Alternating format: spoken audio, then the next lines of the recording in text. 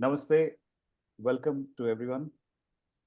Good morning, good evening to people in the US and UK and various other parts of the world. Uh, Today, we have with us eminent author Sri Hindol Sengupta. He needs no introduction. Hindol Sengupta is an award-winning historian and an author of 9 books. He is a World Economic Forum Young Global Leader and has been a senior journalist with the Indian edition of Fortune magazine, Bloomberg TV, India, CNBC, and CNN. And I can read on. I think the list goes on. But the real reason why we are all here today is to discuss his book, uh, Soul and Sword. The book is about a history of political Hinduism, which was once considered a sort of fringe ideology and misunderstood and due to lack of analytical rigor and was easily dismissed. But Sri Hindol Sengupta takes us to 19th century when the ideas of political Hinduism has started evolving and continues us on the journey till the present day in which the current dispensation at the center is carrying forward that legacy. A quick note about Voice of India Academy. We are a small group of um, a small group of enthusiasts and who are interested in promoting Voice of India literature, both in India as well as across the globe. And we have undertaken uh, book donation drives at various libraries in India so that people have access to this literature, uh, eminently of Sri Sitaram Goyal and Sri Ram Swarup, but also um, literature which is more sympathetic to this ideology, again by Dr. Conrad Elst, who is also present in the audience. So with that, I'll turn it over to our esteemed guest today, Sri Hindol Sengupta. So I'll start with asking this question, Sri Hindolji, what is the reason behind what prompted you to write this book on the history of political Hinduism? And why did you feel the need to do that? Maybe you can start with that to kick off the session. Namaste, Jai Siya Ram to everyone. Thank you very much for inviting me to your wonderful gathering. Can everybody hear me clearly? I think maybe the microphone is too far away from me. No, no, No, it's yes, pretty we clear. can Okay. Yeah. hear you. Good. All right, perfect. Thank you very much. I'm most pleased and delighted to join all of you from around the world. Um, Let me tell you, would you like to hear a personal reason why I began writing about subjects like this, or a more professional reason? No, no, no. I think the personal reason would be a lot more relatable, I believe. So we would certainly love All to right. hear that. So let me give you the personal reason. My family has always been very dharmic. We have been with the Ramakrishna mission for a long, long time. We also have old associations with ISKCON. And the dharmic parampara was very much alive in my family for many, many generations. I mean, we originally, the original family from both sides had lands in Bangladesh and so on and so forth, where there was a parampara. Yesterday at the book launch, I was talking about this. There was a parampara of Durga Puja, Shastra Puja, and so on and so forth. But around 2014, 2015, I think either 2013 or 14, I forget exactly which year, I was, I think someone needs to mute their mic. Yeah. Can we mute the audience at this moment, please? I'll come to being Hindu in just a moment, but let me give you the personal reason first. I remember this so distinctly and so clearly. I was one night watching YouTube videos and I came upon a video of, at that time, a magazine called Tehelka and its owner, Tarun Tejpal, used to do this festival called the Think Festival in Goa. I came upon a video where there was this professor from Hyderabad who Tarun Tejpal had invited on stage to discuss a book. Tarun Tejpal, I remember very distinctly, was particularly wearing a flaming orange shirt for this session. This man proceeded then over 40 minutes to tell Tarun Tejpal, and to Tarun Tejpal's encouragement, that Swami Vivekananda had nothing to do with Ramakrishna Paramhans. And Swami Vivekananda, in fact, distorted the message of Ramakrishna Paramhans. And Swami Vivekananda made Ramakrishna Paramhansa's message militant. I remember this evening very, very distinctly because I have rarely felt more angry than I felt that evening. I'm not somebody who's very quickly, riled to anger, but that evening I really felt that, a fury rise inside me. You see, for a long time in my career, like many people from middle class India, I was not encouraged to think politically at all. I was encouraged to think professionally because the idea was that, you need to make something of your life and so on and so forth and make a living and, all of that. But that night, I felt a fury that really blazed through me. And I told myself that if this is the mainstream opinion of India, then our doom is inevitable, and that we are not able to do something about this is truly, truly profoundly ghastly. Now, I had already had an experience of this kind of thought because I had been writing books with one publisher, a very big international publisher. But when I wanted to write a book called Being Hindu, that publisher refused to publish it, asking the question to my agent, what right did I have to write a book on Hinduism? And I said, well, for the simple reason that I was Hindu. And I was wanted to write a book from the perspective of a practitioner. I was not going into some esoteric detail about one parampara and trying to delve into that. I wanted to write a book about being a Hindu. That's why the book was called Being Hindu. But they refused to publish it, even though they had not even read the book.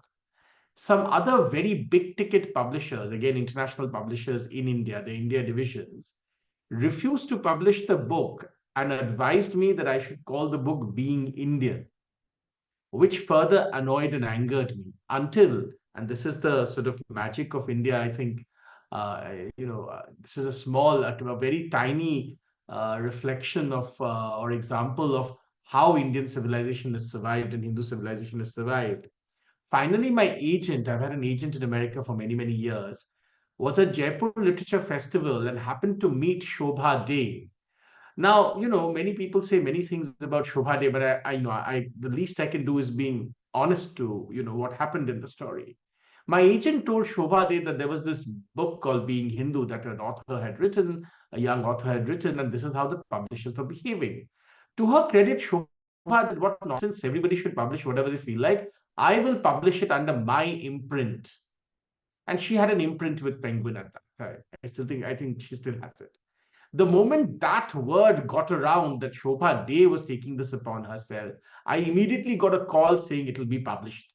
And it finally got published in Penguin. It got published in America by Rowan and Littlefield and went on to win the Wilbur Award.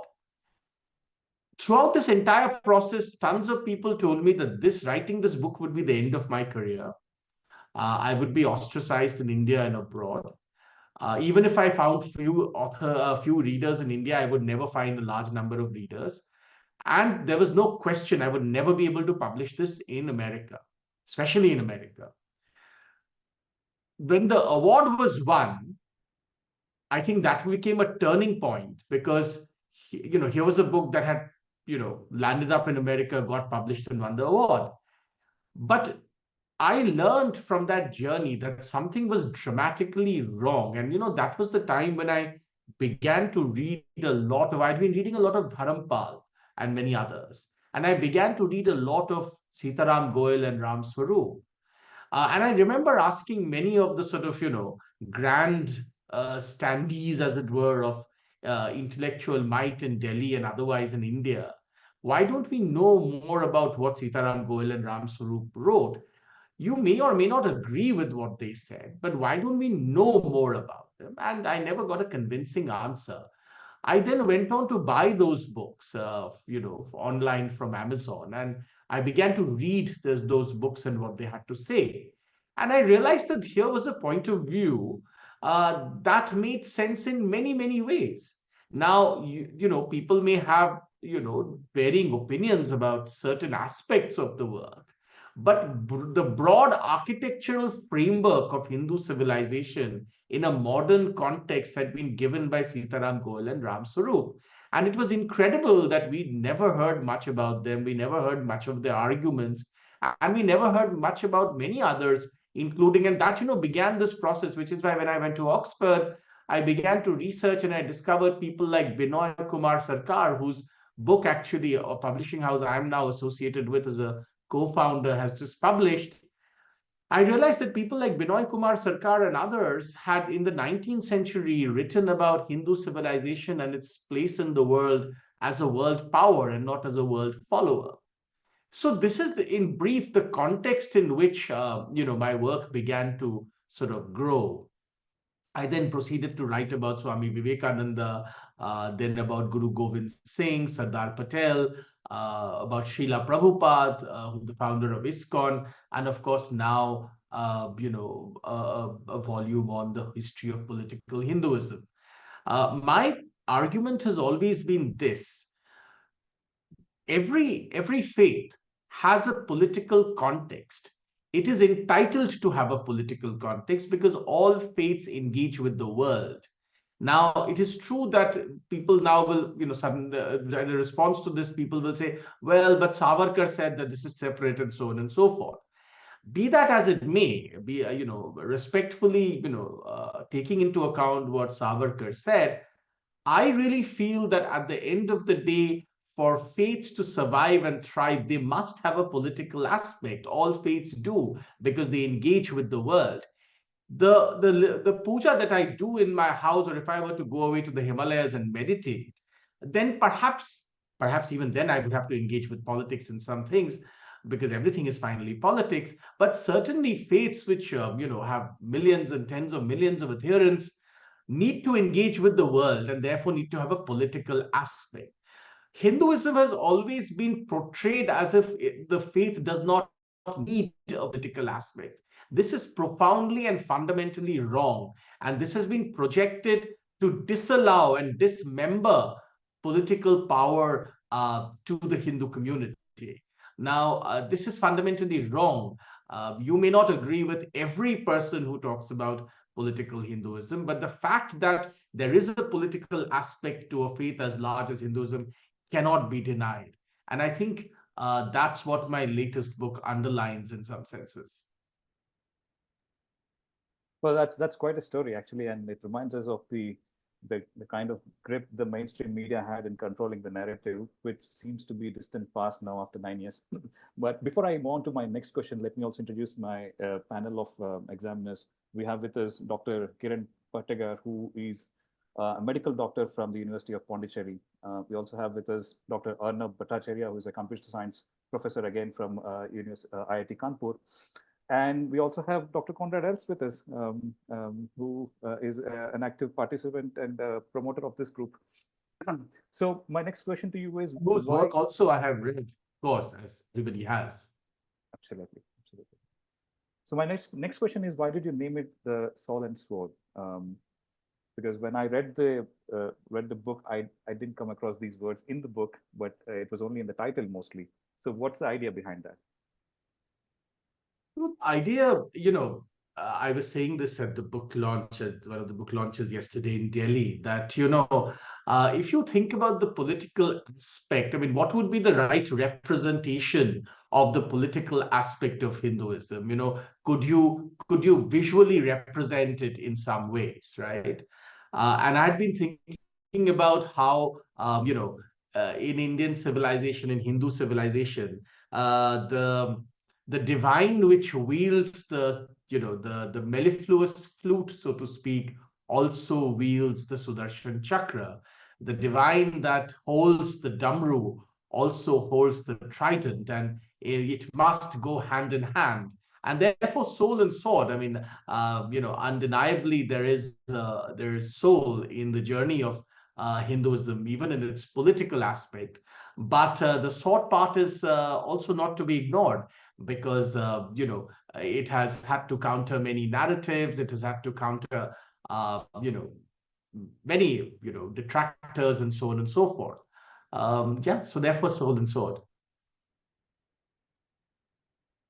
Great, great. You trace the history of political Hinduism, or if I may use the cognate Hindutva, to 19th century, starting with the writings of Bankim Chandra and also his contemporaries at that time, Swami Vivekananda. Now, these ideas have always existed at that point in time, and they were inherited by the likes of Savarkar and even Gandhi, for that matter, to some extent, Gokhale, Gandhi, etc. But then you also try to bring out the commonalities between seemingly divergent schools of thought, which is Savarkar's Hindutva versus Gandhi's Swarajya, etc. So, what was going on there? I mean, a lot of us who don't have a background in history would like to understand what was the dominant uh, thoughts of political thinking at that time, dominant strands of political thinking at that time. There are two or three things, in my humble opinion, which are worth noting. One of the first things is, even though it is popularly believed that the word Hindutva stems from Savarkar, and if you believe that, and if that's the theory, then it is clearly placed in divergence, as it were, to what some people think of as the mainstream, and that's why I say this is an ideology that was painted as fringe and so on and so forth. Right now, I clearly show in my book that actually this word doesn't begin with Savarkar. It doesn't even begin with Chandranath Basu.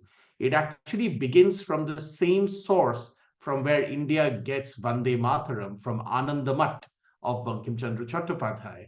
Now, why is this framing important? Because the moment you say this, and look at this from this perspective, it is clear that this idea, this ideology was an integral part of India's national movement and its, sort of struggle in the 19th and 20th century to find a certain national consciousness towards freedom from the colonial yoke, so to speak. The Bonkim Chandra's, Ananda Mat then becomes not just a source for Vande Mataram and a tribute to the motherland, but at the same time, simultaneously, a sort of cry for the reawakening of the Hindu consciousness. Now, we have to put this in historical context. Why was Bankim writing about these things? Remember, in Bankim's world, you really saw terrible famine and all kinds of deprivations in Bengal. Remember, Ananda Math at its very core begins and continues in an atmosphere and milieu of extreme starvation, of drought, where people are so hungry and so deprived that they're literally turning to cannibalism in some senses to fulfill the hunger that they feel. And of course, as many of you might know the story, it talks about these warrior monks coming out of the forests to help people and so on and fight back and so on and so forth. Now, Bankim's universe was actually the universe of what we would call the lesser Nawabs. After the defeat of Shiraj-ud-Daulah, Bengal was ruled by a assorted motley crew of quote unquote lesser Nawabs. Many of them, after the appearance of John Company, so to speak, the East India Company, were deeply hand in glove with the machinations of John Company, and their extractive sort of oppression upon the people, especially upon the peasantry of Bengal, was ruthless, and it sort of drove these famines, these sort of infamous famines that Bengal went through. So that was the context in which Bankim paints Anandamat. Yesterday I was talking to my dear friend who had come for the book launch, Bikramjit Banerjee. Many of you might know him. He's currently the ASG in India. And, we were talking about how in the last chapter of Anandamat, Bonkim talks about this, and, through his characters, of course, that, the moment is upon us, so to speak, when a new awakening of Hindu consciousness must happen in service to Bharat Mata. And that's why, I say in the book also, that's why Bonkim again in the last part of his book talks about how in some senses the British crown would be better than what they had, which is a a sort of combination of these extractive, manipulative, destructive lesser nawabs and the rapacious John Company. So you have to see this in context, and therefore, when you understand that the very word comes from, in some senses, from such a book as does Vande Mataram, you realize that this conversation between the rise of a Hindu consciousness and the search for freedom were not necessarily as divergent as we have been made to believe. They were fused into one. Now, moving forward on that line of thought, to the question that you asked, look, we have always been told that the national movement had these sort of divergent views, and so it did. But there was a fundamental unity also, which we often forget, and I think is worth highlighting. Until the hard left really pushed forth in India, there was a sort of broad consensus about what India is, what the land meant, what the civilization was. And therefore, I point out that in the early conceptions of nationhood, both of Nehru and Savarkar, two people we are taught were antithetical in their approach, even they conceptualize the land in similar ways, which is that it is a sacred geography. There is a certain sense of civilization. It has been ravaged by invasions and so on and so forth. Now, they may later take a divergent political path. That's a different thing. But their very conception of what the land was and what the nation was is identical. And I think that's worth highlighting and underlining. This consensus, I always, and some of my friends who sort of work on these issues like me, sometimes don't like me saying that Gandhi is important because they have a litany of charges against Gandhi. But allow me to say here that this is the reason why I think the hard left hates Gandhi. I mean, we must stop and ask the question here: why does Arundhati Roy hate Gandhi so much? Well, she hates Gandhi because she represents a sort of hard left point of view, who sees Gandhi as the ultimate prize. If you bring down Gandhi, there is nobody to own Hinduism in that space, because no matter what the litany of charges against Gandhi, you cannot deny, you absolutely cannot deny that he was a devout Hindu, right? And he continued to, whatever he said was in service to his faith, his beliefs. Now, some people may say many of the things he did was wrong. Some people may say many of the things he did was right. That's a separate debate. But that he owned this identity very close to his very persona is undeniable. Now, if people like Arundhati Roy can bring him down, that would be the final prize, at least in their mind.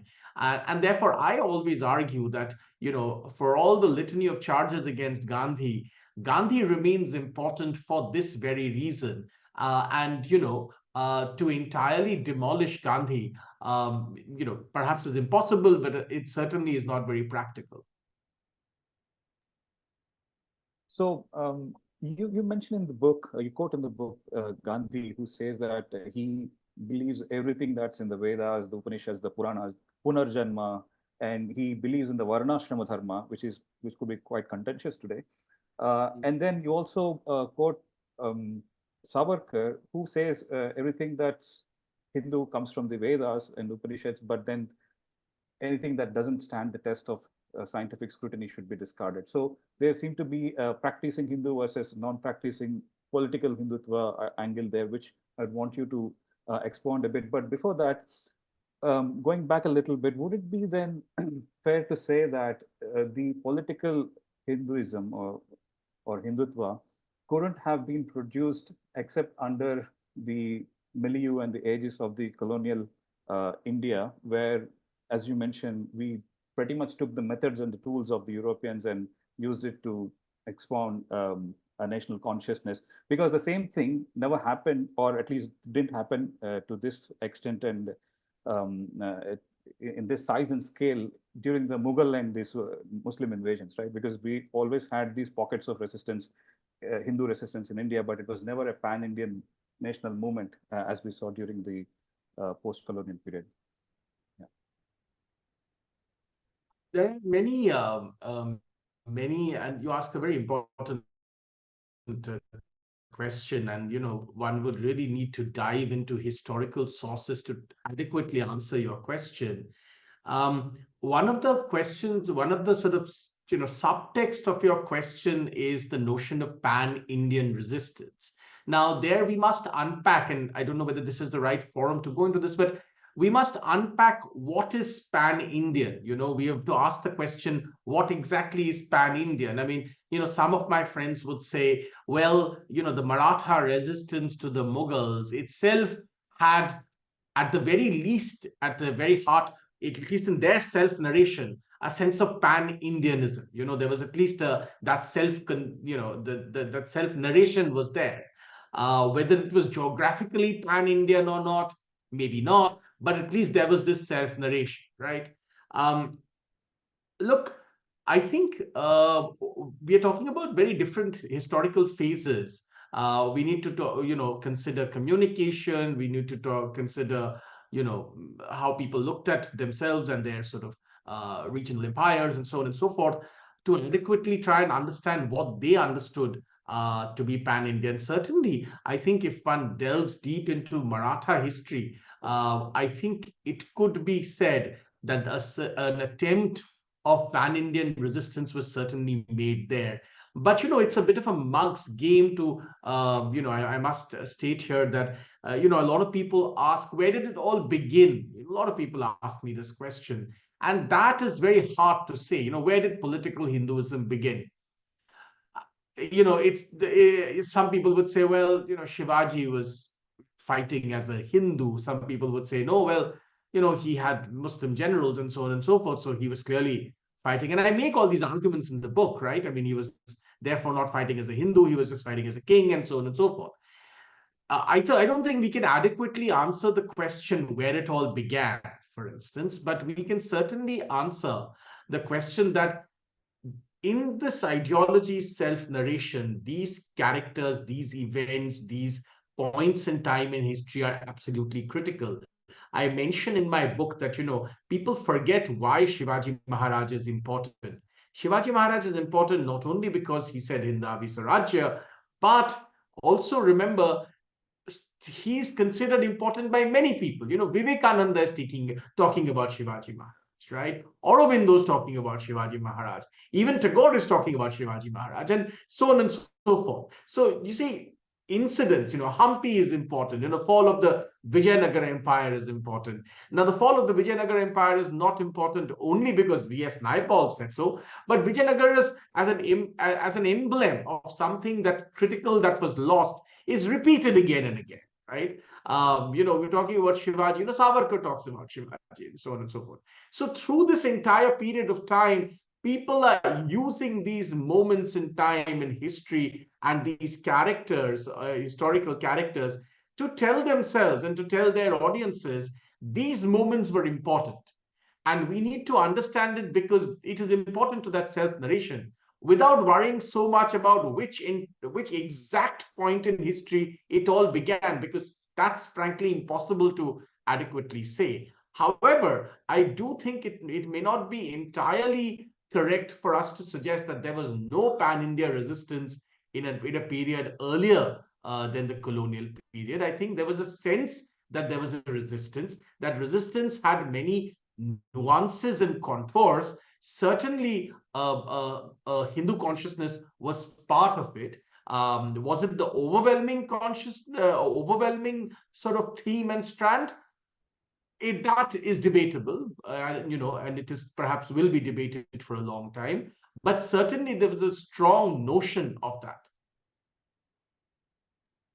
Yeah, the reason I asked this question is also because when we talk about political Hinduism and when we ultimately got independence and we started forming our own government, the methods and tools that we have are pretty much colonial. The constitution itself is borrowed from the constitutions of America, UK, etc. Right?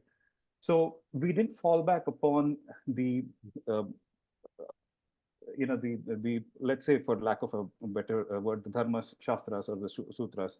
So we have this um, staunch allegiance to the constitution and constitutional values, whereas we would like to keep some of our traditional shastras which have inspired the kings of like Shivaji and the Vijayanagara kingdom, etc. We have kept them at bay. So in that sense, I was trying to make sense whether this is pretty much, like it or not, a colonial era um, product, which is not a bad thing. Which what I'm trying to say is, we might have taken the methods which have been successful across the world, but we have used it for our own national consciousness. No, this is a Yeah. very good question. Sorry, please go on. My Then apologies. please answer. Please answer. No, so this is a very, very important question. And, and we all, in a sense, have a sense of the what is the real problem here. You see, the real problem here is, I mean, and, one must address the elephant in the room. The problem is caste, right? And, this sort of colonial project that streamed through into our constitution, and there's a lot of debate. Hindol Sengupta, from Cambridge, has written a book about this, calling the Constitution a sort of colonial project. But if you read in detail, what the founding fathers and mothers were saying in the Constitutional Assembly debates, there was a certain sense that a break from the past was required in certain ways.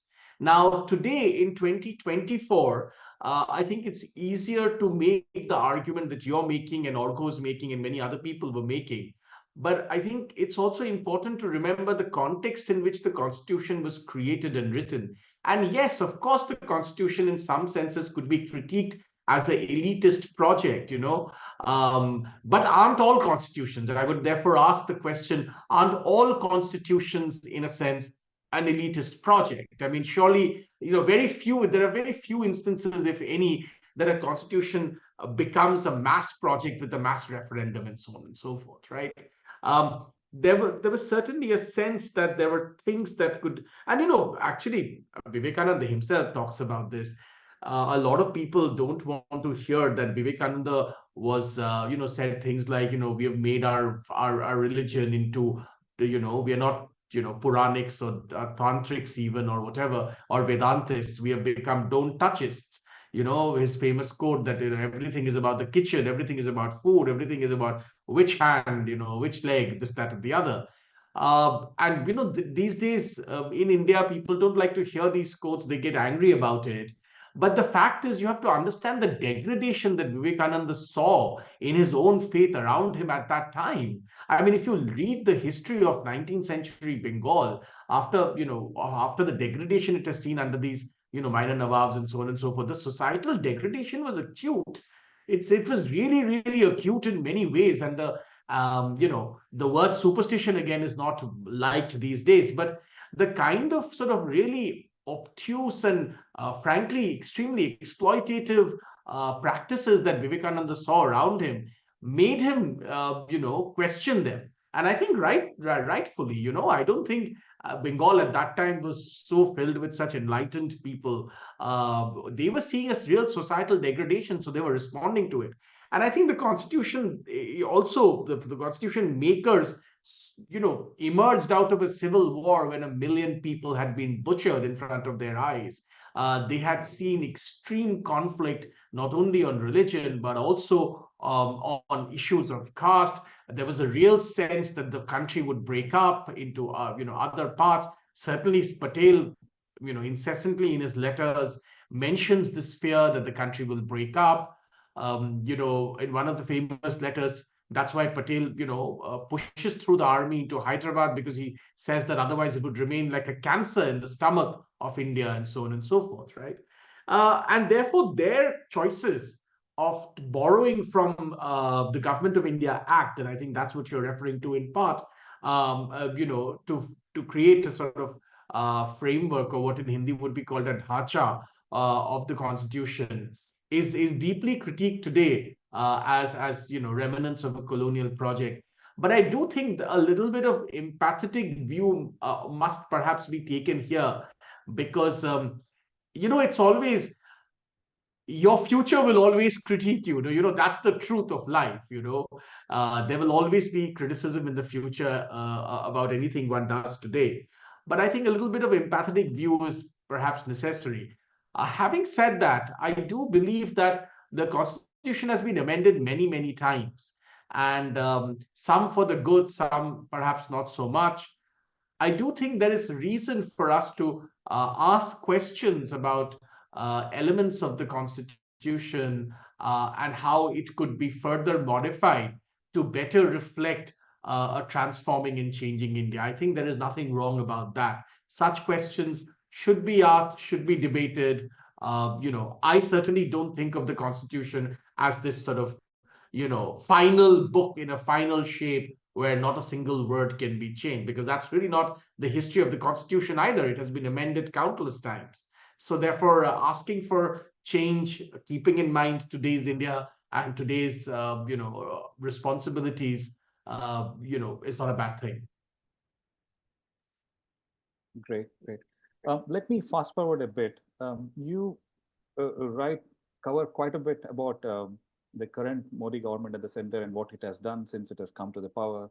Um, Now, reading through those pages, it felt to me as if you're trying to convey that the current Modi government is the actualization of the original idea of Hindutva as conceptualized in the late 18th century through the early 20th century.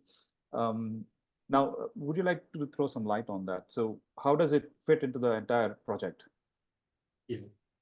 I reflect upon, because it's a history of political Hinduism, and the incumbent government in India is the most powerful assertion of electoral, victory of political Hinduism that has ever existed. Right? I mean, here is for the first time political Hinduism winning back-to-back elections with full majority, most likely headed, at least that's the common consensus among analysts, for a third straight victory. At a time running most of the states of India, that of course has changed a bit.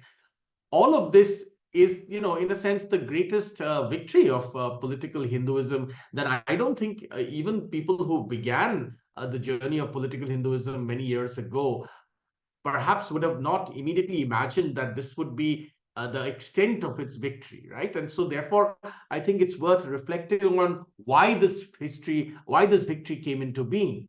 And I think there are two parts to it. One, of course, of what Modi represents, and I think Modi speaks to people, and lives in ways that we have not encountered before. I like to say to many of my audiences, if there was no Modi, you would have to invent a Modi, so to speak, because he represents something. He represents a yearning that many people, countless people, have felt, perhaps still feel, but certainly felt very deeply when he sort of rose on the scene.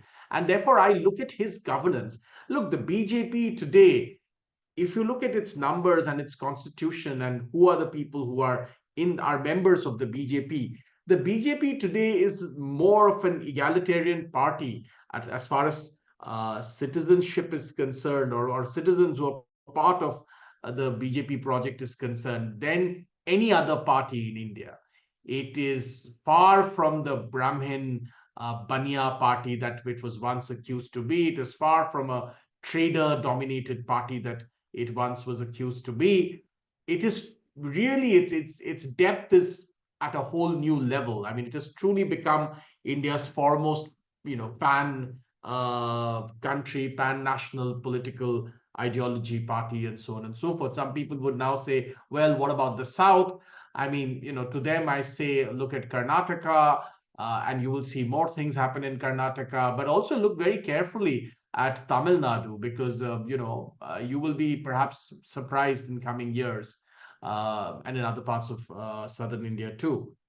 But I look at Modi also because I think what the Modi government has done is extremely important. It is, we used to always talk about social re-engineering in terms of Lalu Yadav and all these people, but I think Narendra Modi represents one of the biggest social re-engineerings in India that people have seen for 75 years. he has really transformed and given depth to political Hinduism and brought people who identified themselves in silos into a sort of mainstreamization of the ideology. You know, you go to distant, far-flung places. I was in Arunachal Pradesh in zero, and I was visiting some tribal homes and so on and so forth.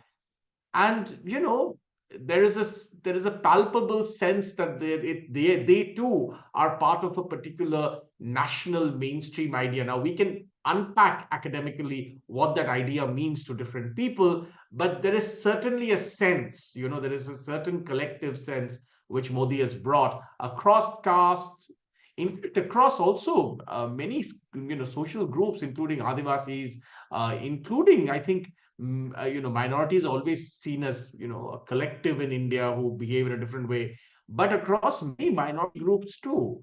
In many parts of India, among Christians, including among many Muslims. I mean, I wrote a story, Fortune, in 2013, before the elections, and where I traveled across the country and spoke to many, many Muslim leaders, and you'll be surprised what their opinion about Modi, even in those years, was. And that has changed progressively. So I think, as always, India is far more complicated than any analysis can ever adequately explain. But I definitely think the depth that Modi has provided is, in some senses, even supersedes the grand vision of political Hinduism when it first began.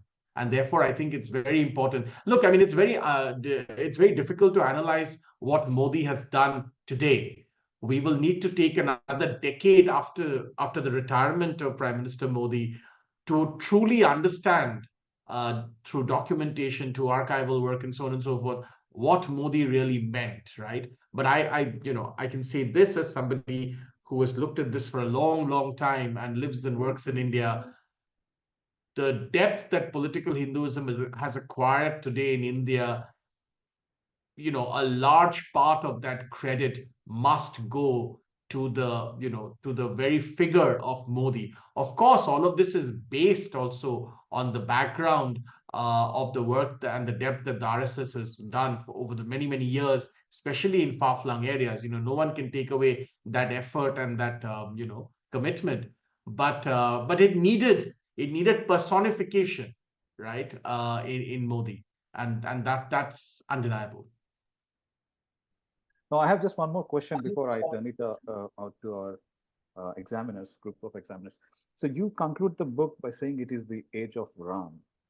Now, it is said that Rama is an embodiment of Dharma, Ramo Vigrahavan Dharma.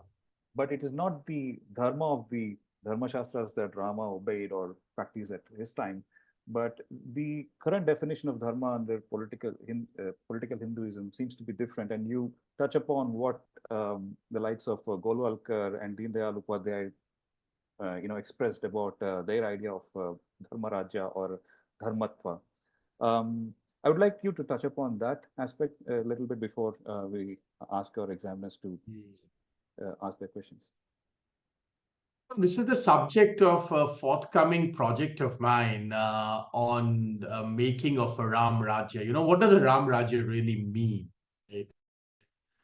And a very interesting question was posed yesterday at the book launch in Delhi, where somebody objected to the fact that the word political was being added to Hinduism. Like, why political Hinduism? Because Hinduism, according to this interlocutor, was a sacred thing, and it was being polluted by the word political. Now, that's true if, and to this, Professor Kapil Kapoor, who was one of the people releasing the book, said, well, that's because people think of Rajniti as a bad thing. But I asked him, and he agreed with me finally, that Rajniti comes from Raj Dharma, right? I mean, there is no Rajniti without Raj Dharma. Now, Raj Dharma, in its very conceptualization, is not a bad thing. Raj Dharma is the Dharma of the Raja. It is the Dharma of the ruler, on the basis of which he gets the sanctified consent to govern and rule, right? That's not a bad thing. It is because Rajniti has been sullied in our contemporary times, in the Kali Yuga, so to speak, in a manner that it has become so vitiated that we think of Rajniti as inherently something poisonous. Right? But if we reconnect it back to the original conceptions of Raj Dharma, it's not a bad thing. Now, you ask, the conceptions that Golwalkar and others had. I mention in my book this conversation between Khushwant Singh and Golwalkar. Khushwant Singh was no friend of political Hinduism, right? And Khushwant Singh goes to meet Golwalkar, and Golwalkar is very unwell at that time. I think he had recently had an operation and so on and so forth. And yet, I mean, if you read about Golwalkar, he seems like a remarkably well gathered man. And, in spite all his difficulties, a cheerful man. And Khushwant Singh actually has a conversation of Golwalkar with Golwalkar and comes out, and his impression is that Golwalkar is far more open-minded than he would have thought Golwalkar to be. Uh, I think, I'm going to use that anecdote to say that the understanding that Golwalkar and others have of a civilization or a country or a rashtra run on the principles of dharma, um, map and don't map to certain spiritual ideas. I think they are more concerned in some senses with the sort of governance structure that would maintain a certain civilizational continuity. Are they always necessarily looking for the spiritual ideal? Perhaps not. Perhaps not. But that's a qualified answer on my part. But they are definitely looking, and because they believe that spiritual content, in a sense, or sanctity or cleansing will come from elsewhere. But the civilizational continuity is very, very important. Remember, these are also men who have faced a lot of ostracism. They have seen extreme bloodshed. Many of them saw partition itself, experienced it in very personal ways. So their sense of beleagueredness, so to speak, is high. And I mention also in my book that even the political project of political Hinduism in the very form of the Bharatiya Janata Party acquired a sense of, a sense of martyrdom because two of its tallest leaders died in very, very suspicious circumstances. So, therefore, you can understand why the focus on continuity is so strong, that existence and continuity must be maintained in a particular framework. Now, does that framework necessarily always aspire to spiritual sanctity?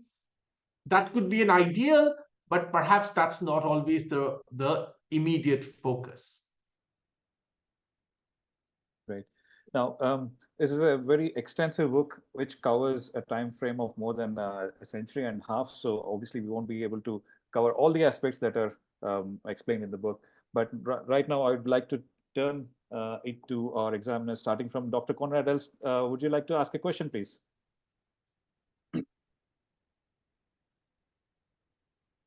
Your mic is off. You're on mute, Dr. Els.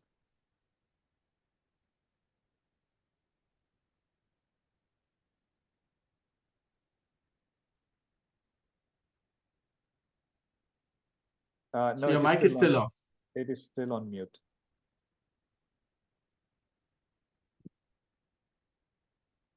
Mute. Thank you. Okay.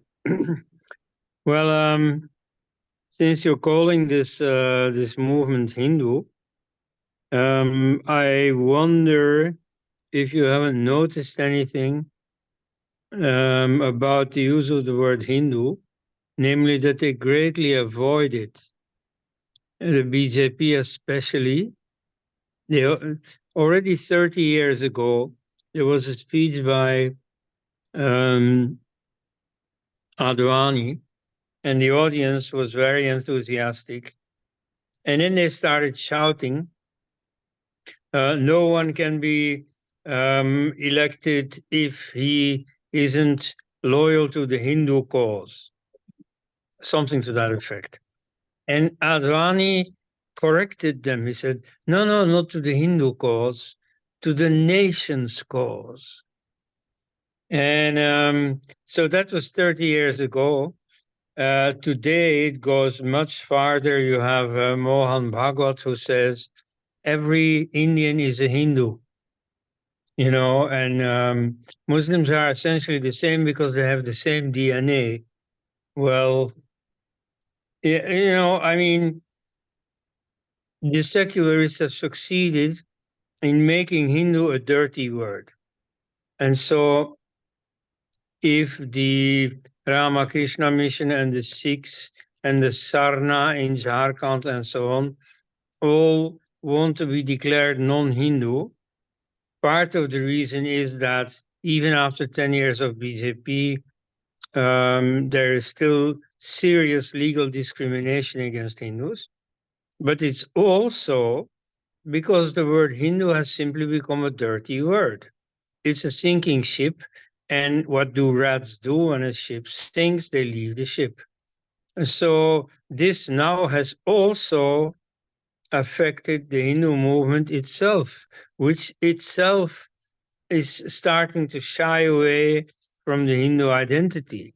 And so you would think that now, with the BJP so strongly in power, you would, get a new evaluation of the word Hindu, and maybe it's there.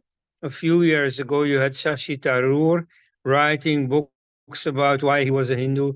You had Rahul Gandhi saying that I am a Janeu wearing Brahmin. I mean, suddenly it seemed to be good to be Hindu, yet the RSS goes ever farther in disowning the word Hindu. Doesn't that indicate something to you?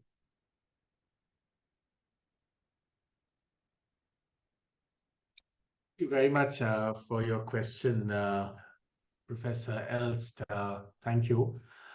May I respectfully say that I understand where and why you feel this, and I also understand the sources where the problems are. Um, in fact, actually, I have never heard I'm in my early 40s. I have never heard and I've spent, barring the few years that I've been studying abroad, I've always lived in India. Literally in my life, I have never heard more people proudly claiming they're Hindu, including political leaders in Mm-hmm. India than I have and than I see them today. And also, I find it slightly difficult to argue this because, look, I mean, we just had a huge inauguration of the Ram temple Yes. where, every news channel in the country, this is all they showed for a whole month, literally. And this is not even like, I'm not even overstating anything. We Mm-hmm. must have all spoken in hundreds of like shows talking about this. People like Barkha Dutt, who were once considered, I guess, pseudo secular or whatever, Mm-hmm. today actually, have to bring more and more people onto their shows to talk about what's going on with Hindu civilization and what is Hindu civilization and so on and so forth. I Mm-hmm. think more and more people talk about how it's garv se kaho hum Hindu hai, so to speak, than ever before. As far as institutional discrimination is concerned, I think you're probably referring to things like temple control on temples and things like that. Mm-hmm. Uh, the temple control issue is very complicated. You may know that in some parts of India, actually the resistance to the state stepping away comes from the temple management itself. So it is very complicated. In some parts of Mm-hmm. India, of course, there is demand for it, and therefore there's constant conversation about it. But Mm-hmm. certainly, administratively, this issue is proving to be far more complex. Listen, I'm a complete champion and supporter that the state should step away from temple Mm-hmm. management and enlightened trustee board should run temples. I totally agree. But there are complexities on the ground administratively, including very sort of malpractices conducted by various, I mean, this is a long story. We can go on to get into the story sometime when we meet. Mhm. Those things have to be taken into concern, and please allow me to say that from very personal deep knowledge, there are groups in major temples in the country, Hindu bodies, who don't want the state to step away because they think the state is the only neutral factor. Otherwise, the Mhm. factionalism is too great. I'm not saying this is true everywhere, but I'm saying this too is a factor. Having said that, I Mhm. totally agree that in an ideal condition, the state should step away from managing any temple. I completely agree, but it's a slightly more complicated matter. The other matter that perhaps you have in mind when you mention this is the matter of the Uniform Civil Code. There again, I am absolutely pro the Uniform Civil Code. I think there should be a Uniform Civil Code. Um, there again, there is resistance from all kinds of quarters. But Uttarakhand, for instance, is applying the Uniform Civil Code. You must have heard, right? And I think many Yes. more states will follow. But in some states, again, there is pushback from certain Hindu groups or dharmic groups, to take the Mhm. matter a little broader, from certain dharmic groups who actually don't want the UCC. So this is administratively, while ideologically the path from A to B is very simple, and I agree with you, administratively this is far more complex, right? And I think that perhaps ought to be kept in mind. But is the word Hindu becoming a dirty word? I respectfully just say that I at least Mhm. have not seen more assertion of that word in my, lifetime Yeah. than I see today. So that's my humble, sort of Mhm. reply. Yeah, well, so much the better. Um, the reputation of the BJP as a Hindu party, of course, helps popularize Hinduism because everybody wants to be sort of in line with the reigning power. So that's a good thing. On the other hand, you see, I come from a meeting which where we had agreed as the title of my book from long ago, Decolonizing the Hindu Mind. So when I come there, I Brilliant book. noticed that they changed the title into Decolonizing the Indian Mind. Now, I have a number of reasons to doubt that particular phraseology.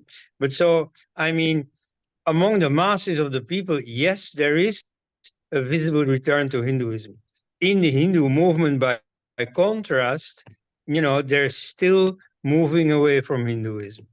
Like Modi's speech in Ayodhya, I was myself there. Um, he managed to extol Rama in really, very celestial terms. And yet, I don't think he spoke the word Hindu. It was all about Indian, and Rama can produce Indian unity. Well, I really hope so. And so I am quite happy in seeing these images of Muslims worshipping Rama. Yes, it happens. But, I know many outsiders, like all the India watchers in the West, will be very skeptical of this because they will say, yeah, but you see, Hindus are not the only Indians. You see, Muslim Indians are not going to think like this. And for them, Rama will always remain something outside. So I don't know. Maybe right now a psychological shift is going on, and we should certainly follow it. It's very interesting. But so I'm not 100% optimistic. I'm rather optimistic because me too, I was very affected by the atmosphere there. But still, you see, when I come home after such an event, I think, oh, let's see what comes of it. And also, I mean, we also have to keep in mind, I mean, I mean, everything has a context, right, Professor? Yeah. Look, I mean, there are we have to bring multiple strands together, right? Hmm. One part of it is the political Hinduism movement part of it, right? The sanctity of the Hmm. religion. The Yeah. other part of it is running a country which now has 1.4 billion people. The third Hmm. part of it is the ambition of that country, because it still has, a lot of people who wish for a better life, really. Yeah. The dreams of that country to rise from a lower middle income country to a upper middle income country at the very least, the dream to get to 5 trillion and 10 trillion and so on and so forth. The other element of this is, India's dreams to be to rise from a rising power, so to speak, to great power status, including a Hmm. seat at the Security Council and so on and so forth. And I think administratively all these strands have to be worked together and nurtured together in order to get the best results. Now I know that each of these, like quite like you are putting on your skepticism on the table. When I talk to my friends in Bombay or London or New York and so on and so forth, who only dream about how the stock market will go to a particular point and then get to 10 trillion and 20 trillion or whatever, they express extreme skepticism that we shouldn't be deluded into all of these, and we should really only focus on getting to 10 trillion or 20 trillion and so Hmm. on and so forth. When I Yeah. talk to my area studies and international relations group, they're only concerned about the Security Council seat and whether India will become a great power and so on and so forth. So I do think, I mean, if you look at administratively, all of this has to be balanced. I mean, we cannot deny Hmm. finally that yes, Yeah. there is, it must return to its civilizational roots. It's very important, but it also is an incredibly diverse country. I mean, peacemaking within the country is also, not an unimportant goal. So to use the moment of the construction and the pran pratishtha of the Ram Mandir to define Ram. I mean, Kabir said that. I mean, my book ends with that. Kabir saying there are four kinds of Ram, right? I mean, ek Ram Dashrath ka beta, duja har ghat pe baitha, tije Ram ka sakal pasara, chautha sabse nyara, and so on and so forth. And perhaps the prime minister was going for this chautha sabse nyara part of it, right? I mean, getting it together. Now, each of these can be critiqued, and you're right, and you're absolutely right in putting your skepticism on the table. I am just trying to explain that perhaps there are so many strands at play at the moment in India that the balancing act could look different from different angles. That's all. Yeah. Just one little more thing. I happen to be in Varanasi at the moment, and Yes, yesterday I was just near the Vishwanath, where yes, there was a lot of police being deployed. Nevertheless, it was totally quiet. I had yes, expected, with the archaeologist report on the Kashi Vishwanath and with the opening of the basement puja place, yes. that Muslims would be up in arms. I mean, that was the situation with Ayodhya 30 years ago, and there was nothing like that. You see, it's like they have already pretty much accepted that these three places will all three go to the Hindus, and then hopefully it'll stop there. You've touched upon a very, very important thing. And, there are people in India who are saying things like 40,000 and this, that, and the other. And I Hmm. find such statements, as somebody, who really wants the country to thrive, Hmm. irresponsible. Yeah. I find it extremely irresponsible that such statements are being made. I think Hmm. any journey towards reconciliation must Hmm. happen individually, step by step. By Yeah. saying things like this, even before the first trio has been, safely and without, without any sort of great incident settled, to make such claims is just shows how juvenile this kind of behavior is. Yeah.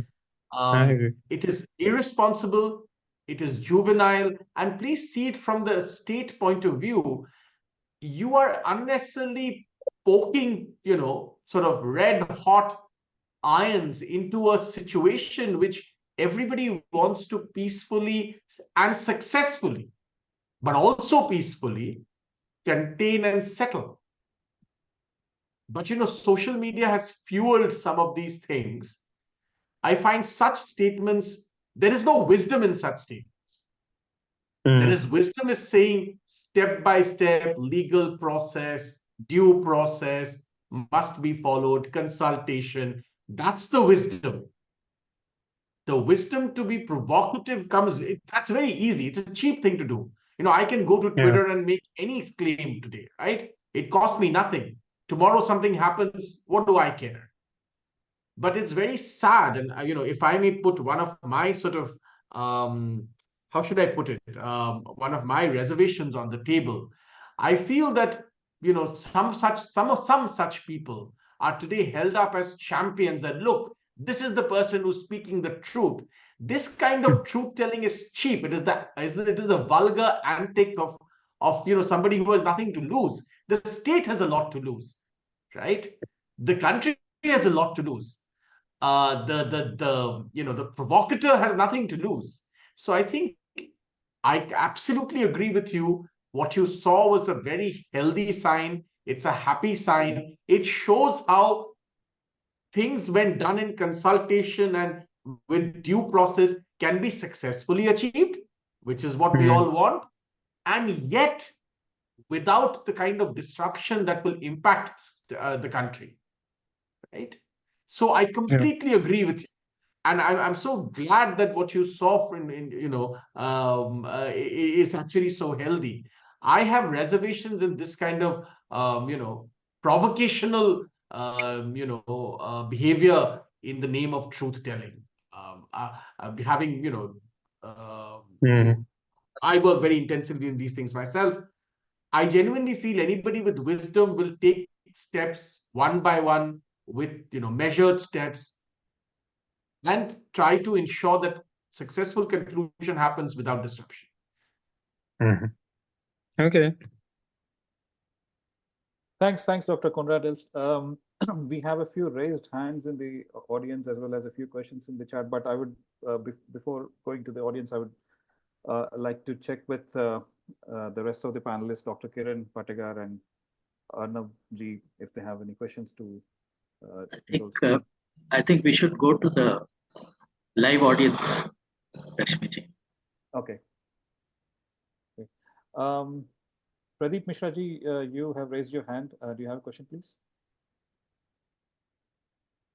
Oh, yeah. I have some questions. And one of the questions reflects what Mr. Erst was saying, that political parties, including BJP and its RSS, have been shying away from using the word Hindu.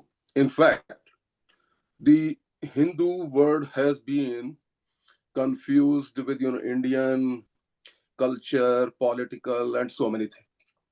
So my point here is that ordinary people don't go into these details. For them, it is either Hindu or secular. So when I was a kid, I was raised in UP. So people were saying, okay, BJP is not saying Hindu. It is saying secular. I'm secular. We are secular. Congress says we are secular. So what is the difference? But when Advani did the Rath Yatra, then it changed. He still was not saying directly the word Hindu, but he was talking about the Ram and Ram Mandir. That's why Hindus realized that BJP is a Hindu party. And then they voted. And so the BJP is now here. So what I'm saying, a Muslim never shies away from using the word I am Muslim. Congressee never shies away from saying, okay, those are Muslims. I'm doing these things for Muslims. So why BJP and even RSS? RSS is not a political party. It is supposed to be a Hindu root organization. And its chief, Bhagwat, is still talking nonsense that, okay, Hindu means not the religion, it is political, cultural, everybody's Hindu, everybody has a DNA. I don't know what he's talking about. So these things are still confusing people. And now, next, my point is many states which have seen the worst of the partition and worst of Sorry to the. interrupt you, Pradeep ji. Say I it have a again? question, please pose to Hindol Senji, because we have limited time. We need to cover other participants. So Yeah. come straight to the question, please. Yeah, so that is, one more question is the states like Kerala and West Bengal and even Punjab, these states have been worst affected by the religious violence by Muslims. And still, they don't have any Hindu leader or BJP taking roots in these states. So can you explain a little bit more on that? Thank you very much for your question. I have already answered the first part of your question. I don't think, I see actually more use of the word than ever before. So, in the interest of time, I will not revisit the answer because I already answered it. Let's take the second part of your question in Bengal Yeah. and Kerala. I think in Bengal and Kerala, look, I mean, these are political things, right? I mean, these things takes time. To find the right leader takes time. I think the situation in Bengal is a little more interesting. Please remember, in the same place, in the Brigade Parade Ground where the communists used to have huge, massive rallies. Recently in Bengal, there was this Bhagavad Gita part which happened where, literally tens of thousands of people came. Those signs are quite interesting. Yes, it hasn't coagulated upon a leader yet because I think that hasn't been found. But that I would say is a local failure. Just a leader has not been found. I mean, what can one do about that? In Kerala too, I think the Sabrimala case was an interesting turning point. I think a lot of people were jolted out of their homes at the Sabrimala case. I think there too, interesting churning is happening. But again, it hasn't coagulated onto a leader because the leader has not been found. Again, that's a local look. I mean, a leader has finally been found in some senses in Annamalai in Tamil Nadu, right? I mean, but it took such a long time. I mean, there's been such a quest for that sort of leader for a long time. But Kerala and Bengal are yet to find the Annamalai. So, maybe one day they will. One can hope. Yeah, my point was actually that central leadership, just like in other states like UP and MP, Rajasthan, we have the central leadership. And that central leadership from the center, just like Modi, is not a UP leader, but it still has, effect in UP. Modi has effect in Rajasthan and MP.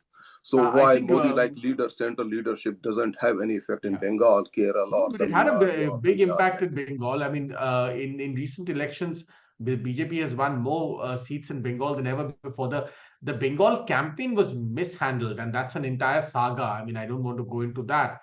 The campaign was mishandled at the local level. That's an entirely different story. But actually, Modi had a huge impact in Bengal. If you look at the number of seats that BJP has been winning in Bengal and has won in the past in Bengal in central national elections, there's been a huge. That's why the BJP felt it could finally win Bengal, and there was such a huge campaign there.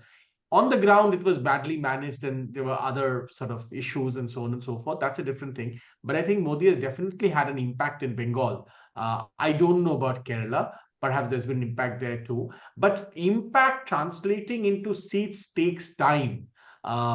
Because remember, both in Bengal and in Kerala also, there are very strong regional parties. Mamata Banerjee and Trinamool Congress are very strong on the ground. But there was a point in Bengal where really it seemed like the tide was turning. But again, like I said, I mean, it was badly mishandled on the ground, and so it didn't sort of fructify. But there was a real tide. In Kerala, the it already veers between the Congress and the communists, and that will take time to break. But there too, I think with the Sabrimala case and others, Modi has had an impact. And every time Modi goes there, you can see tens and thousands of people lining up and so on and so forth.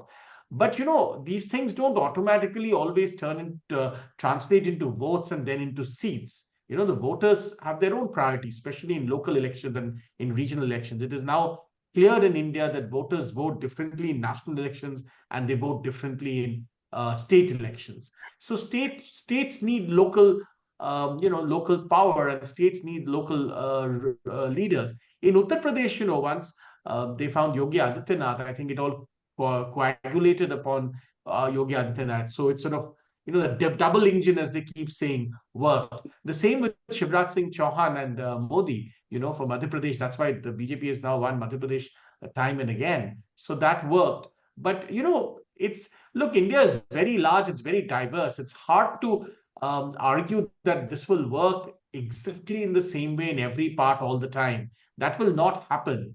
But I think there has still been more transition than most people would have hoped for even 5, 7 years ago. Point here is when BJP won earlier, there was no Yogi Apologies. I need to Adityanath. intervene here, Pradeep ji. Yeah, I We think we can can take this move to the offline, next. Yeah, and It's all right. because Yeah. we have very little time left, we'll move on to the next questioner. Sure. Deependu Chaudhary ji, please ask your question, and please keep it direct and short. And if it is relevant to the book, then it's most useful.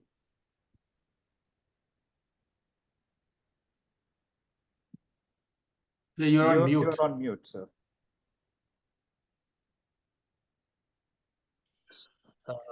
Thank you, Mr. Sengupta. We are proud of you. I am from Kolkata. As a journalist, just I want to raise 2-3 questions.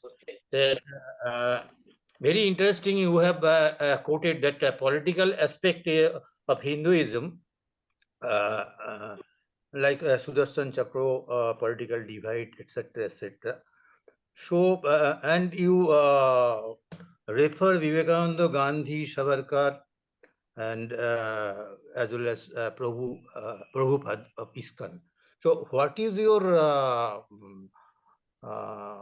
stand on Prabhu Chaitanya, Mahaprabhu Chaitanya? Because Mahaprabhu Chaitanya, period of the Mahaprabhu Chaitanya, we know very well that at that time we got Kabir and Nanak also, Guru Nanak also. So I just would like to raise the questions, ask the question that that if you compare between that period and present, so what your stand will be there? Number one. Number two, in this connection, I also to mention Raja Ramon Upanishad. So what Upanishad you will refer us? Raja Rammohan Upanishad, that is led by the traditional Hinduist leader, or modern Upanishad? This I have 2 questions. Thank you. About Sri Chaitanya Mahaprabhu. I'm actually working on a new book on Chaitanya Mahaprabhu, so kindly wait for that book to come out. But let me just say this much. I think Chaitanya Mahaprabhu has been very underrated. I think he's a seminal figure, and most people in India have forgotten that. And I think his revival of the understanding of his message is very, very vital and important. And I think Chaitanya Mahaprabhu represents a particular moment in time and a particular message that is very, very relevant in India, and especially today. So I think Chaitanya Mahaprabhu, the revival of the memory and the idea of Chaitanya Mahaprabhu has been long coming. And I think hopefully I'll be able to correct that soon. As far as your second question is concerned about Raja Ram Mohan Roy, his Upanishads, I think historically, as far as historical document is concerned, we should certainly read Raja Ram Mohan Roy's work, and including his work on the Upanishads. But I mean, in my humble opinion, I have found, especially on the Vedas and the Upanishads, some of the best work has been done by the Ramakrishna Mission and its monks. I think I would think of those as fairly definitive volumes that one could, look at or turn towards for for guidance in these matters. Anytime is possible. We are at the fag end of the session. We'll have to close now pretty soon. So I think there's one more person who's raised his hand. I'm happy to take that question too. Okay, so that sure. Manmohan Kumar ji has raised his hand for a long time. So Please, in the interest of time, again, please keep it short and direct. And Yeah, if kindly it's keep it relevant to short. the We're really question. running out of time. Please. And sir, your mic is mute, please. Thank you. Okay, so I have already put my question in chat, and Okay. I like your Would you talk like to very repeat much. it? Yeah, Please, can you sir, hear go me? ahead. Yes, I can hear Yeah, you. Go ahead. so I already put my question in the chat, and I like your talk very much. My question is what will happen, because we have to look ahead. We can't start looking back. So looking ahead, what will happen when Yogi comes in Modi's place?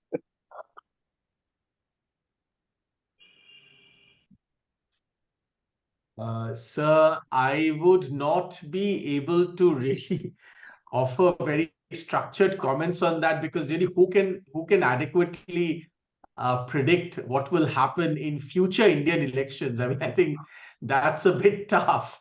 I don't know. I mean, I wouldn't even like to comment on who's going to win the next election.